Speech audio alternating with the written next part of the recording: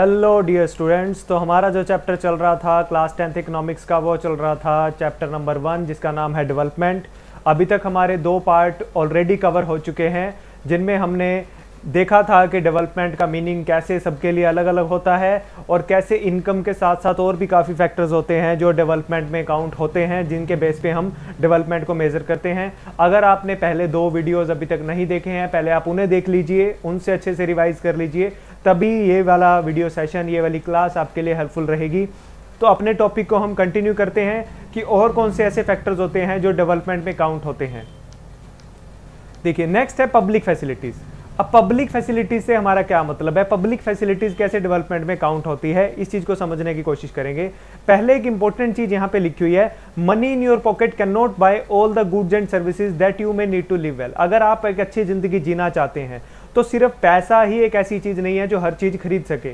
अब ये चीज आपको सोचने पर मजबूर करेगी, क्योंकि हमें नॉर्मली क्या लगता है कि पैसा, अच्छा पैसा अगर किसी फैमिली के पास है तो वो हर फैसिलिटीज उसे मिल सकती हैं, बट ऐसा नहीं है। एग्जाम्पल के तौर पे, your money can not by U A pollution free environment. अगर आप किसी ऐसी लोकेशन पे रहते हैं कि जहाँ पे पूरा का पूरा एरिया ही बहुत पोल्यूटेड है, फॉर एग्जाम्पल आप दिल्ली में रहते हैं, दिल्ली में आपका एक बहुत अच्छा घर है, आप वहाँ पे बच्चों की एजुकेशन भी वहाँ पे चल रही है, जॉब भी वहीं है, सब कुछ वहीं है, यानी कि आपकी मजबूरी है, आपको रहना तो वहाँ पे पड़ेगा, लेकिन आपके पास पैसा बहुत ज़्यादा है। लेकिन तो क्या आप उस पैसे का यूज़ एनवायरनमेंट को पोल्यूशन फ्री करने में कर सकते हो? बिल्कुल नहीं। तो उसके लिए आपको क्या करना पड़ेगा, खुद को ही कहीं और पे शिफ्ट करना पड़ेगा और ensure that you get unadulterated medicine. Adulterated का मतलब होता है जिन चीज़ों में मिलावट होती है। तो पैसा आपको ये इंश्योर नहीं कर सकता, पैसे से ये जरूरी नहीं है कि आपको जो चीज़ मिले और उसमें मिलावट ना हो, चाहे आप जितनी मर्जी क्वालिटी की अपनी तरफ से कोशिश कर लीजिए, पर ये कोई गारंटी नहीं है कि उसमें मिलावट नहीं होगी। Unless you can afford to shift a community that already had these things. अगर तब तक ये चीज़ें आप नहीं पा पाओगे जब तक आप ऐसी जगह पे शिफ्ट नहीं कर जाते जहाँ पे कम्युनिटी के बीच में ये चीज़ें ऑलरेडी अवेलेबल होंगी। तो ऐसे बहुत सारे फैक्टर्स हम काउंट कर सकते हैं, जिनमें हम देख सकते हैं कि सिर्फ पैसे से ही हर सर्विसेज जो आपको लाइफ में चाहिए आप एक अच्छी ज़िंदगी जीने के लिए, वो ज़रूरी नहीं है मिल जाए। तो इसीलिए ही डेवलपमेंट की भी जब हम बात करते हैं, वहाँ पे सिर्फ हम इनकम की बात नहीं कर सकते, हमें और भी बहुत फैक्टर्स की बात करनी पड़ेगी। जैसे हमने लास्ट क्लास में पढ़ा था कि जो वर्ल्ड बैंक है, वर्ल्ड बैंक की जो रिपोर्ट आती है, उस रिपोर्ट के अकॉर्डिंग जो भी कंट्रीज़ को, रिच कंट्रीज़ या पुअर कंट्रीज़ में या डेवलप्ड कंट्री और अंडर डेवलप्ड कंट्रीज़ में हमने जो फैक्टराइज किया था, वो किस बेसिस पे किया था? On the basis of per capita income, right. लेकिन यहाँ पे अब हम उससे आगे बढ़ चुके हैं। पर कैपिटा इनकम में फिर भी हमने एवरेज इनकम की बात की थी, लेकिन यहाँ हमने देखा कि एवरेज इनकम तो ठीक है, लेकिन पैसे से बाकी सारी फैसिलिटीज कहाँ से आएंगी? बाकी सारी फैसिलिटीज सिर्फ पैसे से नहीं आ सकती। So money may also not be able to protect you from the infectious disease. कोई बीमारी फैल जाती है, जैसे आज के टाइम में आप देख रहे हो कोरोना बहुत फैल रहा है, क्या आप सिर्फ पैसे से बच पाएंगे? क्या पैसे से ही हर चीज का इलाज पॉसिबल है? क्या आप पैसे से कोरोना को रोक सकते हैं? नहीं। तो पैसा हमें हर चीज नहीं प्रोवाइड कर सकता unless the whole of your community takes preventive steps. जब तक आपकी पूरी कम्युनिटी, अब जैसे कोरोना से ही आप फॉर एग्जांपल के तौर पे ले लीजिए, कोरोना से बचना है तो पूरी कम्युनिटी को स्टेप्स लेने होंगे, तभी पॉसिबल है। सिर्फ आपके स्टेप्स लेने से उस बीमारी से नहीं बचा जाएगा। For many of the important things in the life, the best way और the cheapest way to provide the goods and services collectively. तो सबसे ज्यादा जो चीप तरीका है, सस्ता तरीका है कि सभी लोगों को बहुत अच्छी गुड्स एंड सर्विसेज मिले, उसका एक ही तरीका है, अगर इनको कलेक्टिवली प्रोवाइड किया जाए। कलेक्टिवली मतलब सबके लिए, यानी कि जैसे कि इस टॉपिक का नाम पब्लिक फैसिलिटी है। पब्लिक फैसिलिटी मतलब पूरी पब्लिक के लिए जो फैसिलिटी होती हैं, जैसे कि पब्लिक पार्क होती हैं, जैसे कि स्कूल्स होते हैं, जैसे कि हॉस्पिटल्स होते हैं, ये सारी पब्लिक फैसिलिटीज होती हैं। अब पब्लिक फैसिलिटीज कैसे सस्ती पड़ती हैं, इसको समझने की कोशिश करते हैं। एग्जाम्पल के तौर पे आप समझिए, will it be cheaper to have collective security for the whole locality और फॉर ईच हाउस। अगर आपको अपने एरिया में, अपने घर में सिक्योरिटी चाहिए कि रात को हमारे घर की सुरक्षा होनी चाहिए कि कोई चोर ना आ जाए या कोई और ना आ जाए, तो उससे हमारी रक्षा कौन करेगा रात को? तो हमें क्या चाहिए? एक सिक्योरिटी गार्ड चाहिए। अब आप इमेजिन कीजिए, सारे के सारे आपके एरिया में या आपके शहर में सिर्फ आपके घर में अगर सिक्योरिटी गार्ड हो, वो ज्यादा सस्ता पड़ेगा, या एक सिक्योरिटी गार्ड पूरी की पूरी सिटी के लिए हो, जो सिटी की सारी रात देखभाल करेगा, हर गली में जाएगा या अपनी वो टीम बनाएगा जिसको वो हर गली गली में भेजेगा। तो आप खुद इमेजिन करके देखिए कि कौन सी सिचुएशन सस्ती पड़ेगी। ऑफ कोर्स सेकंड वाली सिचुएशन सस्ती पड़ेगी कि जब पूरी कम्युनिटी को ही एक ऐसी सर्विसेज हम प्रोवाइड कर देंगे जिसमें सबके घरों की सिक्योरिटी के लिए गार्ड्स रखे जाएं। लेकिन अगर आप पर्सनली अपने लिए कोई पर्सन को अपॉइंट करते हो एज ए सिक्योरिटी गार्ड, तो आपको भी पता है आपको उसको बहुत सैलरी देनी पड़ेगी। फॉर एग्जाम्पल, वो सिक्योरिटी गार्ड अगर आपके एग्जाम्पल के तौर पे ले रहा हूं जस्ट आपको समझाने के लिए, फॉर एग्जाम्पल अगर आप उसको अपने घर पे लगाते हो तो आप उसको महीने के कोई 50-100 रुपए तो दोगे नहीं, इतने में तो वो आएगा नहीं। मान लो आप 5 से 6 हजार रुपए उसको महीने के देते हो, अगर आप सिर्फ अपने घर पे लगाते हो मिनिमम इतने रुपए वो आपसे लेगा। अब यही काम अगर कम्युनिटी का हो रहा होता तो हर घर से वो कितने कितने रुपए इकट्ठे करेगा, 50 रुपए इकट्ठे करेगा, और 100 घर भी अगर हो जाते हैं तो उसके 5,000 रुपए यहां से बन जाते हैं।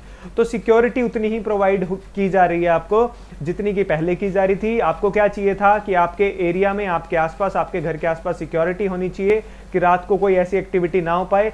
तो वही चीज अब हो पा रही है। तो अब आपके 50 रुपए लगे और वहां आपके 5,000 रुपए लग रहे हैं। आप 50 रुपए और 5,000 रुपए में फर्क देख सकते हो। तो ये फर्क कहां से आया कि हमने जो सिक्योरिटी सर्विसेज है उसको कलेक्टिवली सबको प्रोवाइड कर दिया, सब ने उसमें पार्टिसिपेशन किया, सब अपना थोड़ा थोड़ा कंट्रीब्यूशन उसमें डाल रहे हैं।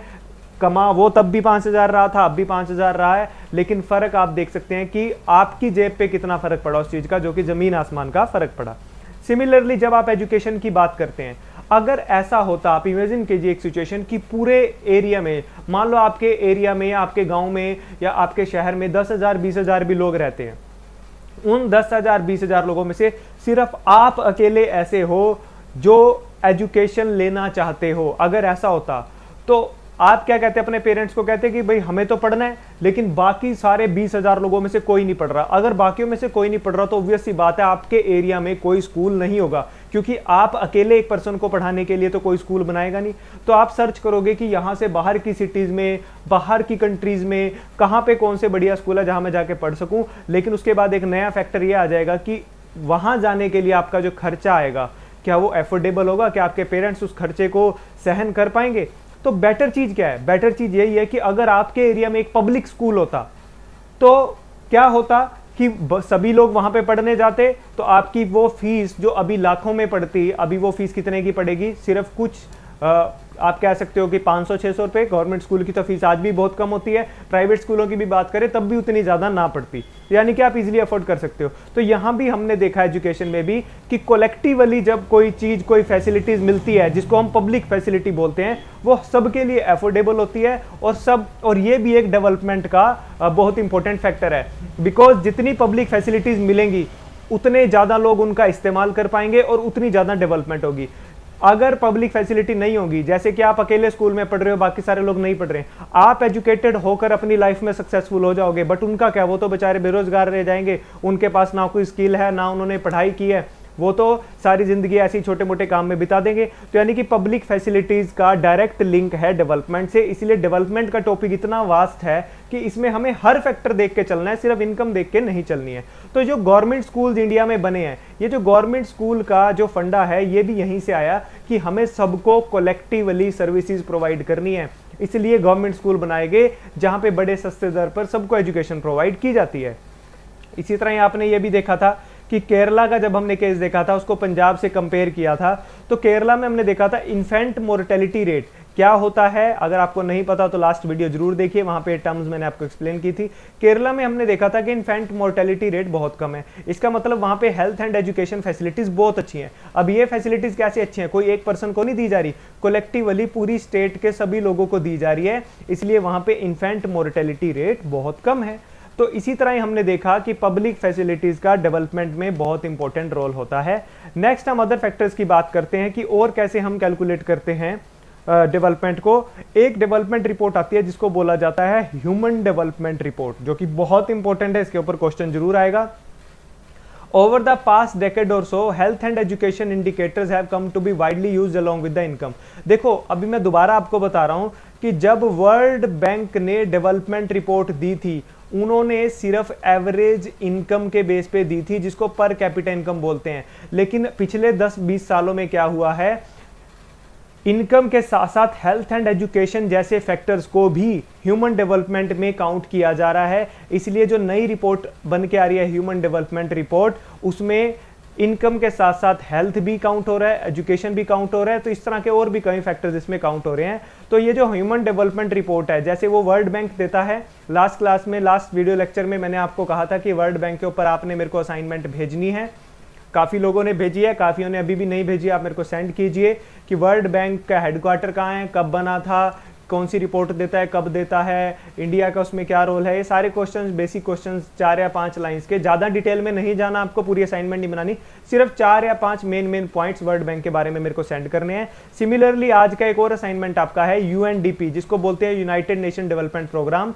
इसके भी आपको मेरे को 4 से 5 इंपॉर्टेंट फैक्ट्स इसके बारे में मेरे को सेंड करने हैं और उनको अपनी नोटबुक में भी लिखना है। कई बार ऐसे छोटे छोटे क्वेश्चन पूछ भी लिए जाते हैं और कई बार हमारी जनरल नॉलेज के लिए भी हमें पता होना चाहिए। तो ह्यूमन डेवलपमेंट रिपोर्ट कौन देता है? यूएनडीपी देता है। It compares the countries based on the educational level of the people, their health status and per capita income. तो एक बहुत इंपॉर्टेंट क्वेश्चन मैं आपको बता देता हूं जो इस चैप्टर से निकल के आता है, पक्का आपसे पूछा जाएगा एग्जाम के अंदर।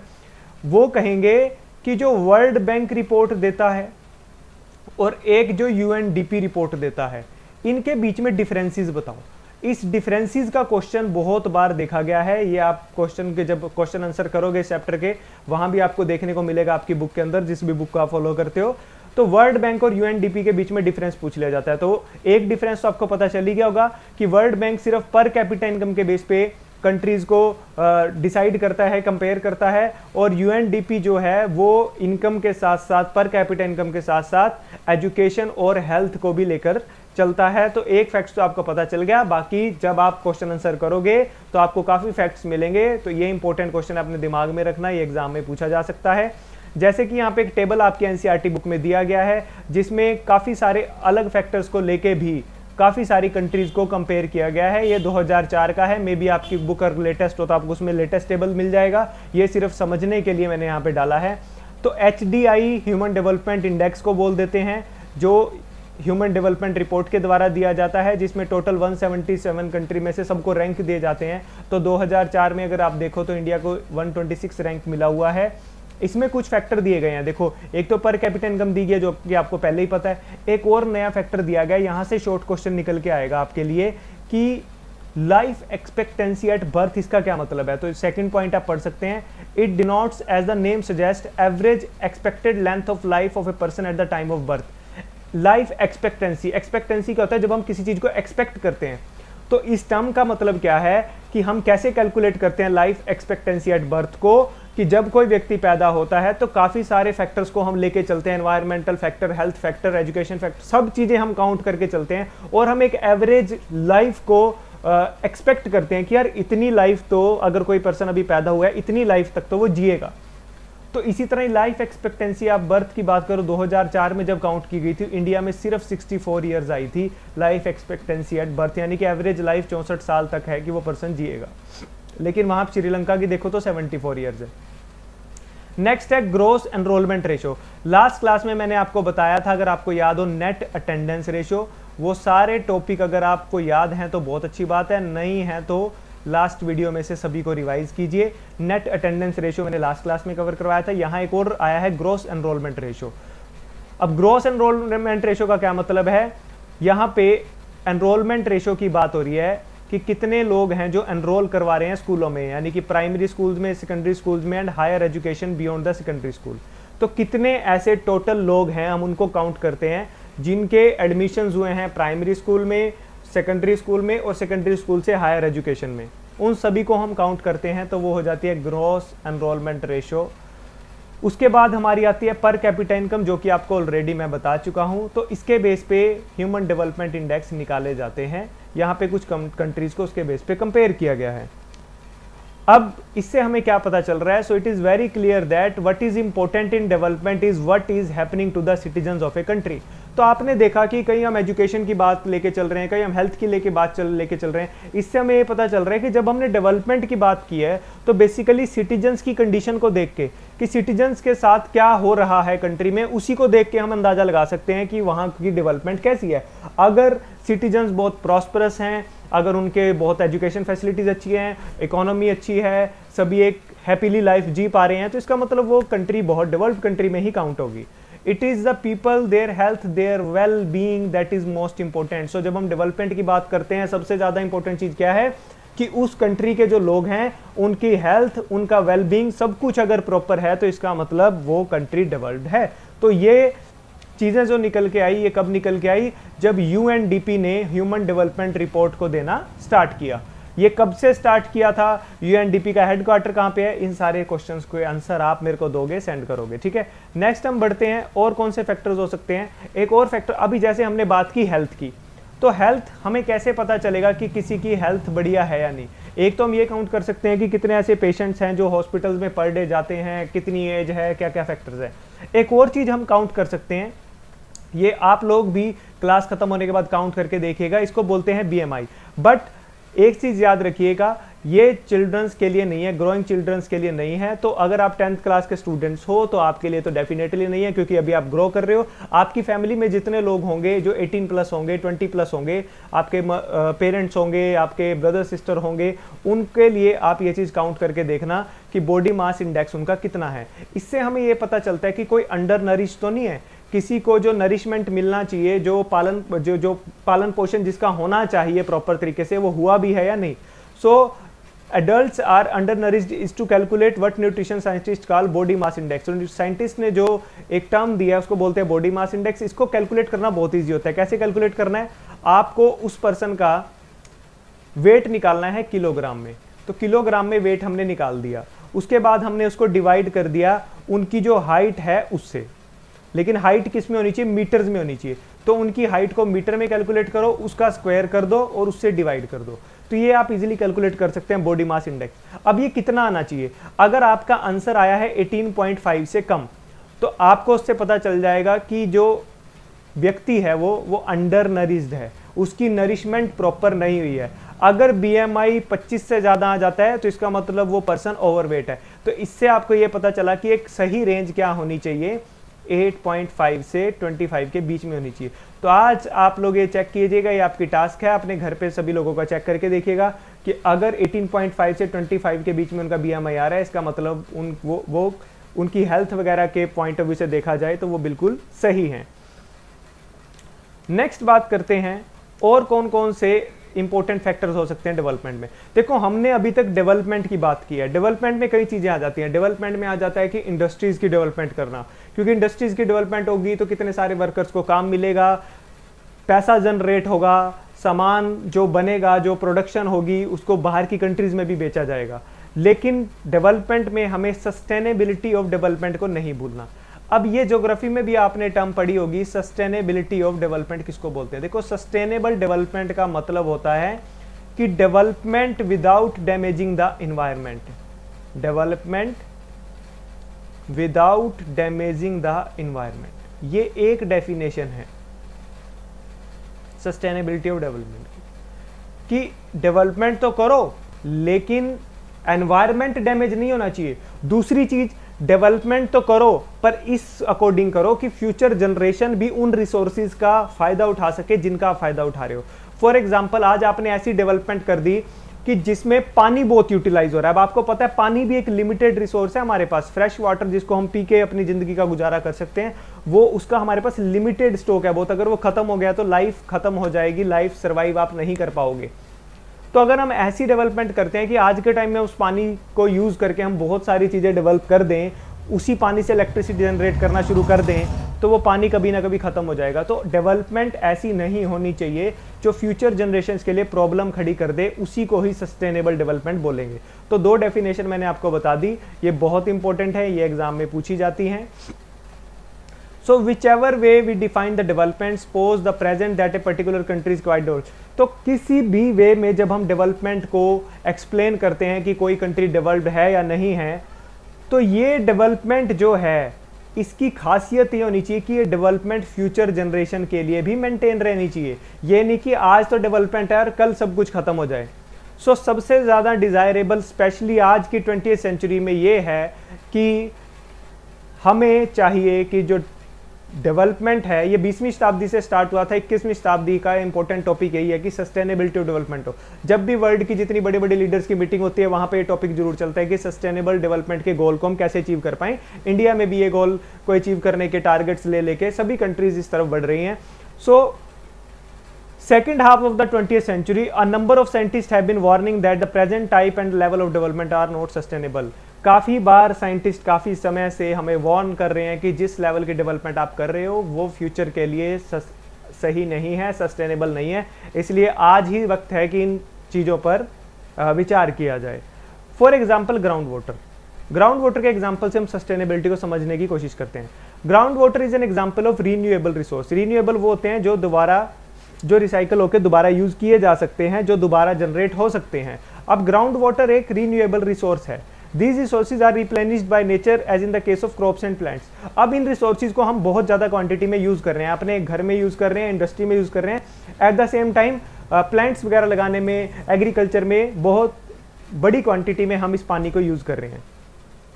लेकिन हो क्या रहा है कि कहीं ना कहीं इन रिसोर्सेज का हम ओवर यूजेज कर रहे हैं। अभी ओवर यूज किसको बोलते हैं?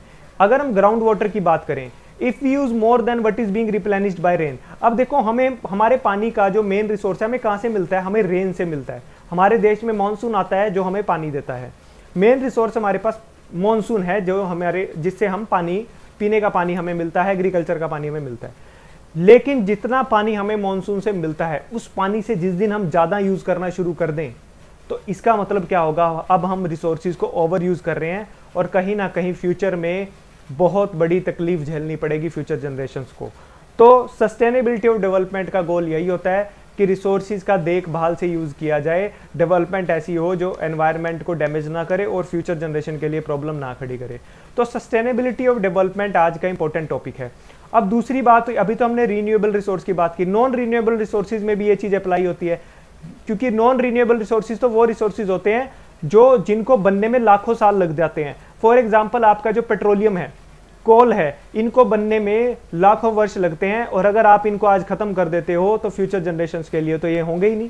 लाखों साल की तो जिंदगी होती नहीं इंसान की, अब है ना। So these are resources which will get exhausted after years of use.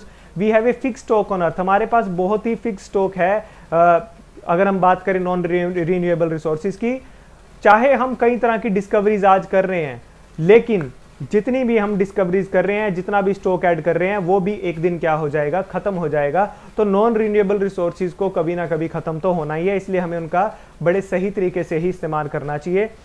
Example के तौर पे बात करें, जो स्टडीज बताती हैं कि क्रूड ऑयल जो है, यानी कि जो पेट्रोलियम वगैरह, आज जिस रेट पे हम उसको एक्सट्रैक्ट कर रहे हैं, जिस दर से हम उसको इस्तेमाल कर रहे हैं, जैसे आपने देखा होगा व्हीकल्स बहुत ज़्यादा बढ़ गए हैं, तो जिस रेट पे हम क्रूड ऑयल को आज यूज़ कर रहे हैं, ये सिर्फ 43 ईयर्स और ही चलेगा। यानी कि आज से 40-50 साल बाद ये खत्म हो जाएगा। और अगर ये खत्म हो जाएगा तो आप देख सकते हो सिर्फ व्हीकल्स नहीं है, कितनी इंडस्ट्रीज, कितने काम ऐसे हैं जो इस टाइम पेट्रोलियम के बेस पे चल रहे हैं।